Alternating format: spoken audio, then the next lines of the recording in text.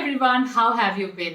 Welcome back to another video. In this video, I am going to share 25 phrases that you can use in your daily English conversation. And I wanted to do this video from very long time because this video is going to be very useful for beginners. And I have compiled this 25 phrases keeping in mind almost all kind of English conversation. So without any delay, let's get into the video. First is how have you been? You say this when you are talking or meeting somebody after a few days or after a long time. You can also say how are things, what's new, what's happening, what's going on. How have you been is another way of saying how are you. Let's say you are having a conversation with somebody and you want to express that you completely agree with that person or you're really happy with his opinion. You can say I couldn't agree more. The next is when you want to say you don't agree with that person on something. The polite way of expressing that is I am afraid, I don't think I agree with you on that. Next is when you want to know what other person is thinking or what is his opinion. You can say, would you like to add anything? Let's say you are in a meeting and you observe that somebody is not sharing his opinion or is reserved, but you want to invite his opinion. So you can politely say, I'd like to hear your thoughts on that. Sorry for interrupting, but I would like to add something. You can use this phrase to, express your opinion when somebody is not letting you talk or he is talking continuously, or when somebody is going on a different track while having a conversation. You are with your friends or colleagues and you are saying that let's go for a movie this week or let's play football this weekend, and you want to know what they are thinking. You can say, how does that sound?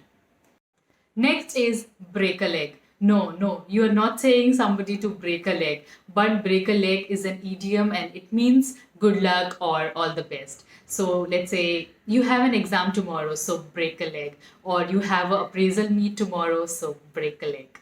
The next phrase is to give someone the benefit of doubt. This is used in a situation when somebody is telling you something about some topic, but you don't have knowledge or information about that topic. But at that point of time, you agree with them and you're not saying okay, but deep down, you feel that it's not really 100% correct. So that time you say, okay, I'll give you the benefit of doubt here. That's lit. Again, it's an idiom which means something fun, exciting, and really good. The Pursuit of Happiness by Will Smith is a total lit.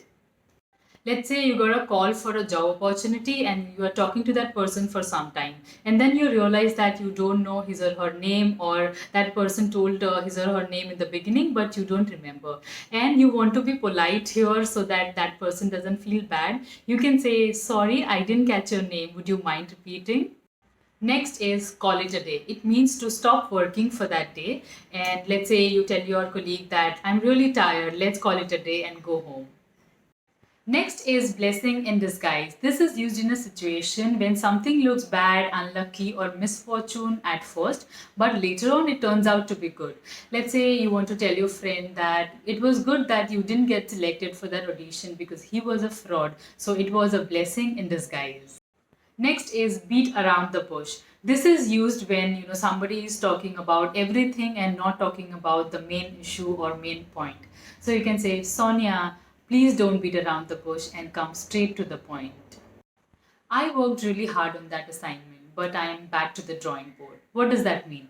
It means you worked on some project or assignment, but it was a failure or it didn't succeed. So you have to again rework on that project. So that time you say, I am back to the drawing board. Hey, so what, you're back to the drawing board? Hang in there. Hang in there means to keep trying, don't give up, and don't quit. So you can say, hang in there, you will definitely get success. Next is cut the mustard. I know when you hear it for the first time, you are not really able to assume the meaning of this. So, cut the mustard means to succeed or to accomplish. You can say because of his hard work and experience, he was able to cut the mustard, which means he was able to crack the interview. Next is costs an arm and leg, which means something which is very expensive. Let's say you tell your friend that, oh, you got a new phone, it must be expensive. And he or she tells you in return, yeah, it costed me an arm and leg. Next is he has bigger fish to fry, which means somebody has huge or big issue to solve rather than getting involved in small or petty issues. For example, the principal has bigger fish to fry and does not have time to get involved in classroom fights. I will be back with you in a moment. This is a very polite way of telling somebody that you are going to be back very soon and you are interested in the conversation.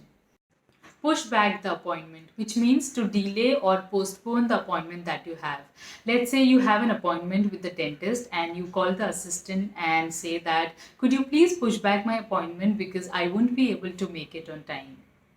Don't put me on spot. This is used in a situation when somebody is asked certain question in front of many people where that person is not comfortable in replying, or is a difficult question or is an embarrassing question. So he or she can say, don't put me on spot right now. I am not feeling comfortable. Next is I can't put a face to the name. This is used when you don't remember the face of the person, but you remember his or her name. That happens sometimes, right? Next is get your head in the game. This is used when you want to tell somebody that you better pay attention what is going on right now. If you see somebody is not paying attention in class, you can say you better get your head in the game. The final here is I have got to get going. It sounds little rude to say just bye or goodbye in a meeting or in a social gathering, or when you are leaving in the middle of something. So you can say I have got to get going. This is a kind of polite way of saying bye. Here I would like to say I have got to get going. Thank you so much for watching this video. Don't forget to like, share and subscribe. I'll be back soon with another video. Take care.